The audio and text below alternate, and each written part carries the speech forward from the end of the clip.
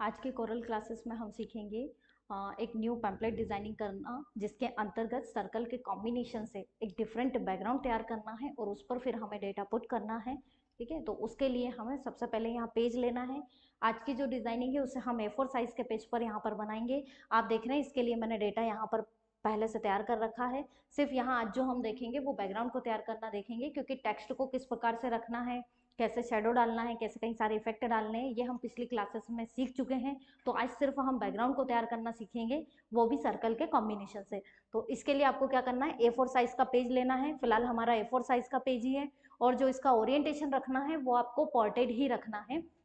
तो यहाँ हमने पोर्ट्रेट पेज को सेट कर रखा है। पेज की साइज है हमारी A4। इसके बाद हमें क्या करना है, टूल बॉक्स में जाना है और यहाँ पर सर्कल को क्लिक करना है, और सर्कल को कुछ इस प्रकार से हमें यहाँ पर ड्रॉ करना है। ठीक है, इसकी क्लियरिटी के लिए हम थोड़ा सा व्यू मेन्यू में जाकर के इसको इनहेंस्ड कर दें। वैसे यहाँ पर इनहेंस्ड मोड में है ही वो बाई डिफॉल्ट। अब हम यहाँ पर इसको कर देंगे कंट्रोल डी।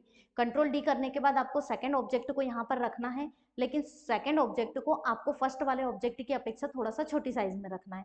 ठीक है, फिर बाहर से क्लिक दबाते हुए आपको कंट्रोल डी से फिर इसका डुप्लीकेट बनाना है, और इस ऑब्जेक्ट को फिर हम यहाँ पर जो है प्रॉपर तरीके से सेट करेंगे, बिल्कुल बराबर लेवल में। अगर बराबर लेवल में आपको देखना है या नहीं, तो टॉप तरफ से गाइडलाइन को लेकर के आइए, और यहाँ से आप जो है इस गाइडलाइन को प्रॉपर यहाँ रख सकते हैं।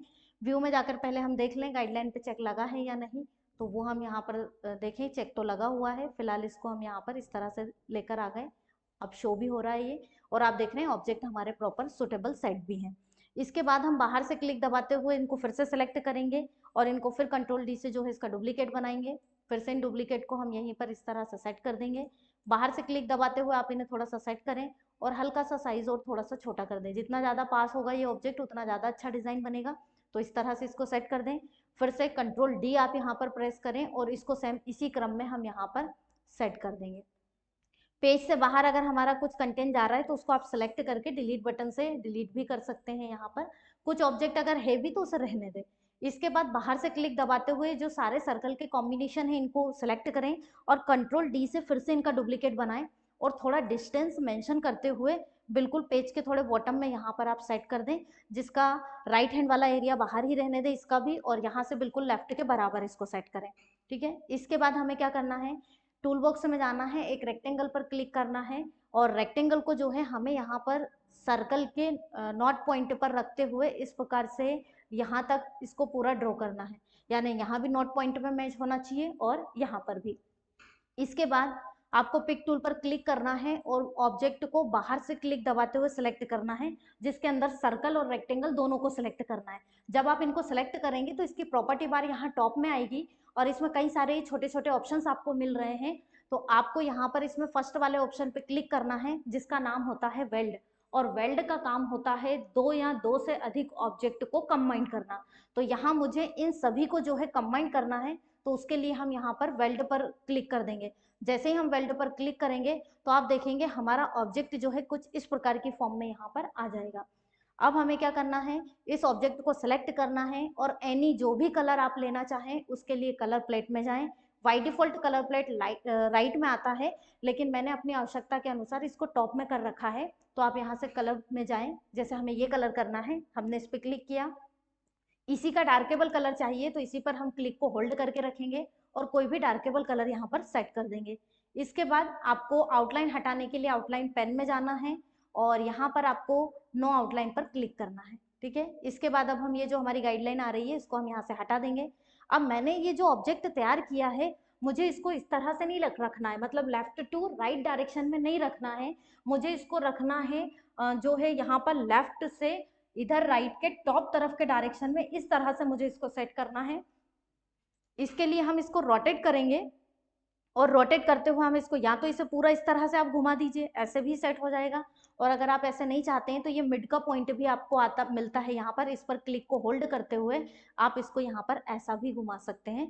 लेकिन इससे थोड़ी डिजाइनिंग हमारी बेकार हो जाएगी, तो इस तरह से ना लें इसको, आप नॉर्मल इसको राउंड अप ही कर लें तो ज़्यादा बेटर होगा। इस तरह से आप इसको राउंड अप कर लें, और यहाँ बिल्कुल आप इसे सेट कर दीजिए। यहाँ पर पेज के कॉर्नर पर इस तरह सेट करें। इधर अगर स्पेस आ रहा है तो आप इसकी साइज को यहाँ पर इस तरह से बढ़ा दीजिए।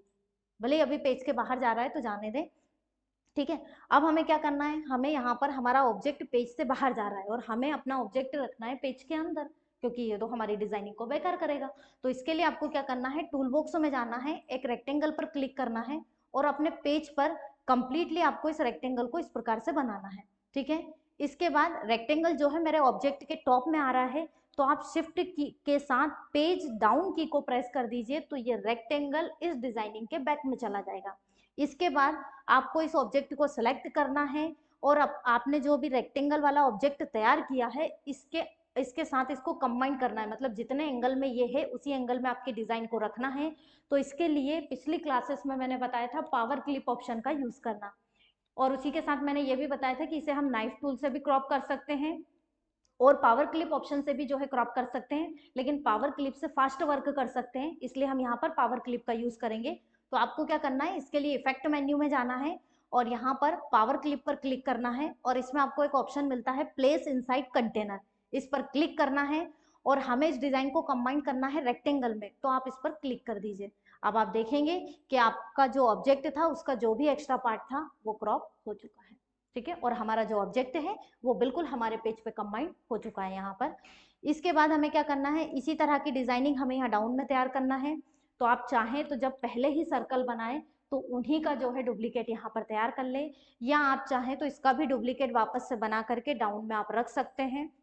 तो आप जैसा चाहें वैसा यहाँ पर इसको कब कर सकते हैं, या अगर आप चाहते हैं कि फिर से हमें इस ऑब्जेक्ट को बनाना है तो बना भी सकते हैं।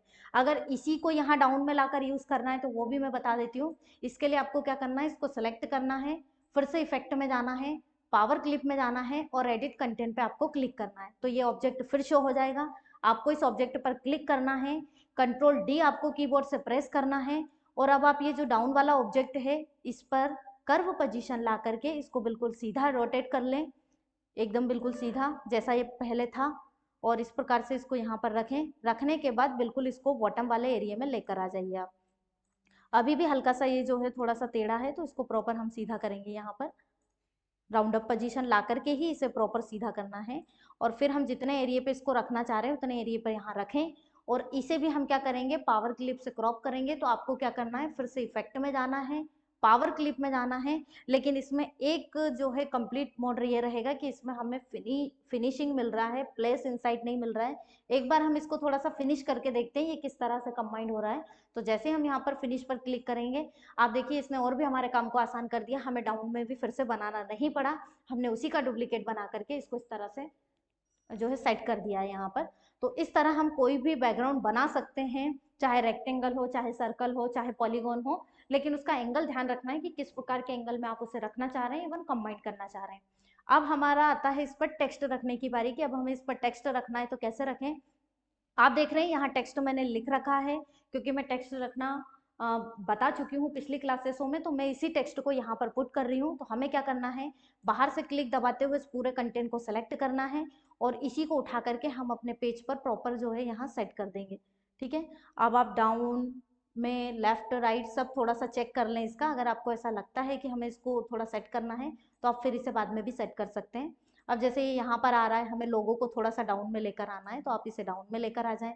साइज में हल्का सा इंक्रीमेंट करना है, थोड़ा सा इंक्रीमेंट कर दें क्योंकि स्पेस है हमारे पास। ठीक है, और यहाँ पर भी आपको ये जो माखन लाल आपने लिख रखा है इसको प्रॉपर तरीके से आपको सेट करना है, तो यहाँ आप इस तरह से इसको सेट कर दें। इसके बाद जैसा कि एडमिशन ओपन लिखा है लेकिन ये बिल्कुल डिजाइन के ऊपर आ रहा है, तो बाहर से क्लिक दबाते हुए आप इसको सेलेक्ट करें और इसको जो है यहाँ पर इस डिजाइन के पास सेट करें। लेकिन आप इसकी थोड़ी सी और साइज ऐसे बढ़ा दें, हाइट विथ, लेकिन हाइट विथ बढ़ाएं तो ध्यान ये रखना है ये बैकग्राउंड पे नहीं आना चाहिए, इस तरह से यहीं पर कंबाइंड होकर के रहना चाहिए। तो ये हम यहाँ पर सेट कर सकते हैं, हल्का सा और डाउन में आप चाहें तो इसे ला सकते हैं। तो ये हमारा एडमिशन ओपन यहाँ कंप्लीट रहेगा। ठीक है, इसके बाद हमने यहाँ देख रहे हैं कि कंटेंट कुछ रखे लेकिन ये कंटेंट हमारे प्रॉपर शो नहीं हो रहे हैं। तो इसके लिए हम क्या कर सकते हैं, यहाँ पर टूल बॉक्स में जाएंगे और एक रेक्टेंगल पर हम क्लिक करेंगे और इस रेक्टेंगल को जो है यहाँ पर बिल्कुल पेज के राइट तरफ से लेकर के इसको इस तरह से हम ड्रॉ कर देंगे पूरा यहाँ अटैच करते हुए इसको। इसके बाद शेप टूल पर क्लिक करना है और इस पर किसी भी कॉर्नर पे कर्सर रखते हुए इसको पूरा आपको राउंड अप कर देना है। ठीक है, अब जो टेक्स्ट हमारा है उसका यहाँ पर डार्केबल कलर है, तो आप बैकग्राउंड इसका जो है लाइट वेट ले लो, मतलब किसका, इस शेप का। तो आपको इसको सेलेक्ट करना है और कोई भी लाइट वेट कलर आप इसका सेट कर दीजिए यहाँ पर, है ना। अब हमारा जो कंटेंट है वो फिलहाल दिखाई नहीं दे रहा है, तो इससे पहले हम इसको एक बार Ctrl Z कर दें और ये जो कंटेंट है हमारा, इसको यहाँ पर अभी सिलेक्ट कर लें आप दोनों कंटेंट को, या तो बाहर से सिलेक्ट करते हुए यानी क्लिक को होल्ड करते हुए, या फिर सीधे सीधे भी हम इसे सिलेक्ट कर सकते हैं शिफ्ट के द्वारा। फिलहाल मैं बाहर से क्लिक प्रेस करते हुए इसको सिलेक्ट कर रही हूँ। अभी के लिए मैंने Ctrl X किया। इस ऑब्जेक्ट को हम सेलेक्ट करेंगे और यहाँ से कोई भी कलर इसका दे देंगे और Ctrl V से हमारे कंटेंट को यहाँ पर सेट कर देंगे। आउटलाइन हटाना है तो आउटलाइन पेन में जाकर हम इसको कर देंगे नो आउटलाइन। ये हमारा ऑब्जेक्ट शेप के अकॉर्डिंग सेट हो जाएगा। बाद में अगर शेप की साइज आपको कम ज़्यादा करना है तो वो आप यहाँ पर सेट कर सकते हैं। टेक्स्ट ऐसा लग रहा है कि हमें थोड़ा सा अपने आधार पर सेट करना है, तो फिर से बाहर से क्लिक दबाते हुए आप प्रॉपर इसे यहाँ पर सेट कर सकते हैं। हाइट विथ अपने अनुसार बाद में और एडजस्ट कर सकते हैं। ठीक, इसके बाद अगले ऑब्जेक्ट पर हम जाएं तो आप देख रहे हैं कि यहाँ पर जो हमारा 1 ईयर कंप्यूटर कोर्स लिखा है ये भी थोड़ा ऐसे ही लिखा हुआ है। हमें इसको भी रेक्टेंगल में रखना है, तो या तो आप यही शेप ले लीजिए, तो हम इसी पर क्लिक करते हैं, Ctrl D से इसी का डुप्लीकेट बनाते हैं और इसको यहाँ सेट करेंगे। इसके लिए आप जो 1 ईयर है इसको भी सिलेक्ट करें, Ctrl X यहाँ पर करें। यहाँ से इसकी साइज को इस प्रकार से आप थोड़ा कम कर दीजिए क्योंकि यहाँ हमारे पास स्पेस कम है, और इसको यहाँ पर जितना स्पेस है उतना ही आप प्रॉपर इसे बनाएं। इस प्रकार से इसको रखें। ठीक है, इसके कॉर्नर अगर कम राउंड अप करना है तो शेप टूल पे आप क्लिक कर दीजिएगा और हल्के से इसके कॉर्नरों को कम राउंड अप कर दीजिएगा ताकि डेटा पूरा एक स्टाइल में नहीं हो। Ctrl V से अब आप इसे पेस्ट कर दीजिए, जो कंटेंट अभी आपने Ctrl X किया हुआ था, और इसको यहाँ रख दीजिए। ठीक है, तो ये हमारा कंटेंट प्रॉपर सेट हो जाएगा। इसके बाद आप देख रहे हैं कि यहाँ ये जो 350 एट होम हमने लिख रखा है ऑर्डर नाउ, इसको भी हमें शेप में लिखना है। तो पहले तो ये बाहर जा रहा है कंटेंट, मतलब इधर यहाँ ओवरफिल कर रहा है इसको, तो बाहर से क्लिक दबाते हुए इस कंटेंट को सिलेक्ट करें, हल्का सा टॉप तरफ इसको आप अप्लाई कर दीजिए, और जो शेप अभी आपने ऊपर बनाया है उसी को फिर से Ctrl D कर दें ताकि बार बार नहीं बनाना पड़ेगा इसको, और इसको उठा करके यहाँ लेकर आते हैं। इसका कोई भी कलर आप चेंज कर दो, एनी जो कलर आप देना चाह रहे हैं, जैसे मान लो मैंने ये कलर दे दिया है। इसके बाद ये जो कंटेंट है बाहर से क्लिक दबाते हुए इसको सेलेक्ट किया, इस वाले कंटेंट को, या फिर शिफ्ट के साथ हम दोनों को सिलेक्ट करेंगे और यहाँ से अभी Ctrl X कर दीजिए, और ये जो शेप आपने लिया है इसको बिल्कुल आपके पास जितना स्पेस है उसके अकॉर्डिंग राइट से बिल्कुल लाइन से अटैच करते हुए इसको रखना है और Ctrl V से यहाँ पर अब पेस्ट कर देना है। आप देखो कंटेंट का लाइट वेट कलर है तो बिल्कुल डार्क बैकग्राउंड पे उठाव दे रहा है, तो ये हम यहाँ पर सेट कर पाएंगे। इवन आप पिक टूल के द्वारा इसको जहाँ पर जिस तरह से सेट करना चाहें वैसा आप इसे रख भी सकते हैं, तो ये भी हमारा कंटेंट यहाँ पर कंबाइंड हो जाएगा। इसको आप चाहो तो हल्का सा और पिक टूल से क्लिक को होल्ड करते हुए थोड़ा सा ऊपर लेकर के जाएं, इस तरह से आपका कंटेंट पूरा तैयार हो जाएगा। अब यहाँ जो हमने कॉन्टैक्ट नंबर लिख रखा है ये थोड़ा छोटी साइज में है, तो आप क्लिक को होल्ड करते हुए इसकी साइज को थोड़ा बढ़ा दें, और यहाँ आप प्रॉपर अपने कंटेंट के अकॉर्डिंग स्पेस के अकॉर्डिंग जितना भी स्पेस है इसको सेट करें, और यहाँ पर आपको इस पर क्लिक करना है। अपना जो एड्रेस लिख रखा है इसको भी हम यहाँ पर थोड़ा इधर सेट कर देंगे। इसका भी कोई लाइट वेट कलर दे दें क्योंकि डार्केबल बैकग्राउंड है, और साइज अगर बढ़ाना चाहो तो बढ़ा भी सकते हैं क्योंकि हमारे पास स्पेस पर्याप्त है। ठीक है, पूरा इसको इधर कवर करने की ज़रूरत नहीं है, सिर्फ इतना ही हम इसको सेट करेंगे यहाँ से, और इसको हल्का सा जो है राइट एरो के द्वारा इधर और सेट कर देंगे। तो ये हमारा सर्कल के कॉम्बिनेशन से एक डिफरेंट बैकग्राउंड यहाँ पर तैयार हो जाएगा, और उसके अनुसार फिर हम अपना डेटा जो है इस पर पुट कर सकते हैं। अब आप इस पर बाहर से क्लिक दबाते हुए पूरे कंटेंट को सेलेक्ट करें और Ctrl G से ग्रुप कर दीजिए ताकि इसकी हाइट विथ हम सेट कर सकें। तो इस प्रकार कोरल में हम कई सारे ऐसे शेप दिए गए हैं जिनका यूज़ करते हुए कोई भी एक कंप्लीट बैनर यहाँ पर या पैम्पलेट हम बना सकते हैं। ठीक है, इसके साथ ही अगर आप कोरल को घर बैठे ही सीखना चाह रहे हैं तो हमारे चैनल को सब्सक्राइब करें, जिससे आप पर्टिकुलरली घर बैठकर ही कोरल को पर्टिकुलरली स्टेप बाय स्टेप सीख सकते हैं। हर डे वाइज इसकी क्लासेस यहाँ पर आपको मिलेगी जिसके अंतर्गत आपके सारे डाउट क्लियर होंगे। तो इसके लिए हमारे चैनल के साथ साथ इस वीडियो के डिस्क्रिप्शन में हमारी एकेडमी के ऐप का भी लिंक हमने दे रखा है, आप उसके द्वारा हमारी एकेडमी के ऐप को जो है डाउनलोड करें। उस पर भी आपको कोरल, टैली, एडवांस एक्सेल जैसे सभी सब्जेक्टों की proper as a real practical wise classes मिलेंगी।